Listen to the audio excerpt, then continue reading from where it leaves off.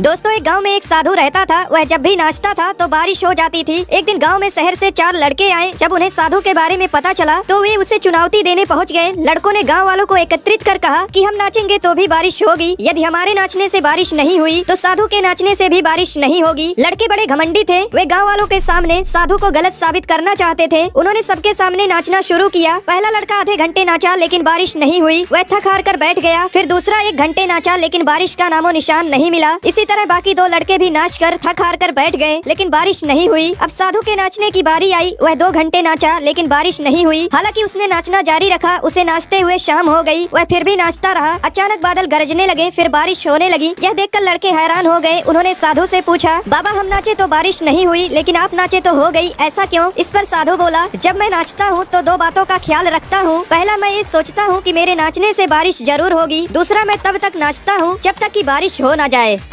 एक किसान के पास 2 घड़े थे। एक घड़ा थोड़ा सा कहीं से फूटा था और दूसरा घड़ा सही था। किसान रोज नदी पर पानी भरने जाता था। वह घड़े को एक डंडे में बांधकर अपने कंधे पर दोनों तरफ लटका कर लाया करता था। लेकिन किसान के घर 1.5 घड़ा ही पानी पहुंच पाता था, बाकी रास्ते में ही गिर जाता था। ऐसा 2 सालों से हो रहा था। सही घड़े को इस बात का बहुत घमंड था कि वह पूरा का पूरा पानी घर पहुँचाता है। वहीं दूसरी तरफ फूटा हुआ घड़ा इस बात से बहुत शर्मिंदा रहता था कि वह आधा घड़ा ही पानी पहुँचा पाता है। एक दिन फूटा हुआ घड़ा किसान से बोला, तुम मुझे इतनी दूर ले जाते हो लेकिन मैं आधा पानी ही घर पहुंचा पाता हूँ। मैं बेकार हूँ, तुम मुझे फेंक क्यों नहीं देते? किसान उस घड़े को अपने साथ लेकर गया और जब वह आधे रास्ते में पहुँचे तो उसने फूटे हुए घड़े से कहा, तुम खुद को कभी बेकार मत समझना। ये जो रास्ते में रंग बिरंगे फूल लगे हैं ना, ये सब तुम्हारी वजह से हैं। मुझे तुम्हारी कमियां पता है, इसलिए तुम जिस तरफ रहते हो मैंने उस तरफ फूल के बीज बो दिए थे और मैं इन्हें रोज बेचता हूँ, जिससे मेरा परिवार चलता है।